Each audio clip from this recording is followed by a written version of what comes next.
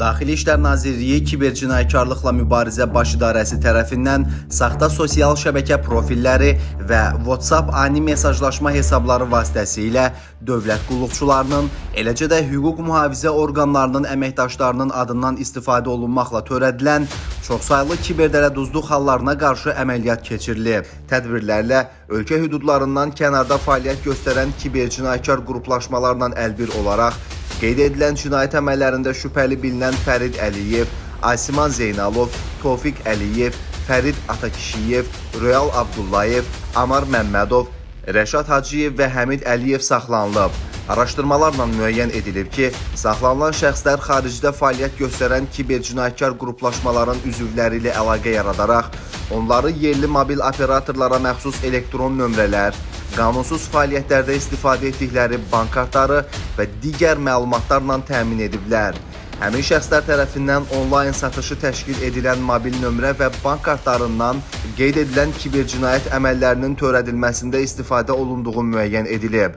Əməliyyat zamanı saxlanılan şəxslərin qanunsuz yolla əldə etdikləri 2000-dən artıq bank kartı və elektron mobil nömrənin qeyd olunan cinayətkar əməllərə yönləndirildiyi aşkarlanıb. Həmin kart və mobil nömrələrin bəzilərinin qanunsuz onlayn qumar və kazino oyunlarının təşkili zamanı istifadə olunduğu da məlum olunub. Telegram üzərindən kiberdələduzluğa nömrə satmışam. Həmin nömrələrlə dövlət qulluqçuları adından, vəzifəli şəxslər adından vətəndaşlara zəng edib, Telegram üzərindən, WhatsApp üzərindən onları aldadılmışlar. Müxtəlif şəxslərin adına kart və nömrələr alıb, onları ölkə xaricində kiberdələduzluqla məşğul olan şəxslərə satmışam. Hazırda saxlanılan şəxslərin ətrafında əməliyyat istintaq və əməliyyat texniki tədbirlər davam etdirilir. Xarici ölkələrdə fəaliyyət göstərən kibercinayətkar qruplaşmaların digər iştirakçılarının müəyyən edilərək məsuliyyətə cəlb olunmaları istiqamətində tədbirlər davam etdirilir. Bir daha vətəndaşlara müraciət edərək bildiririk ki, bank rekvizitlərinin və mobil nömrələrin üçüncü şəxslərə cinayət əməllərində istifadə olunması məqsədi ilə təqdim edilməsi yol verilməzdir.